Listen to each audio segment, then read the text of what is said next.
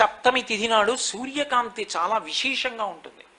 అటువంటి సప్తమి తిథి నాడు రథసప్తమి వచ్చినప్పుడు ఆ జిల్లేడాకులు రేగుపళ్ళు తల మీద పెట్టుకుని నమస్కారం చేసి సూర్యుడికి స్నానం చేస్తారు. ఎందుకు అంటే సూర్యబింబంలో ఉండేటటువంటి ప్రాణశక్తిని పుచ్చుకుని జిల్లేడాకు ఇక్కడ ఉండేటటువంటి గోరువెచ్చటి ఆ బ్రహ్మస్థానము నుండి ఆ లోపలికి ప్రసారం చేస్తుంది. దానివల్ల ఎదర వచ్చేటటువంటి విశేషమైనటువంటి వేడిని తట్టుకోవడానికి కావలసిన శక్తి వస్తుంది.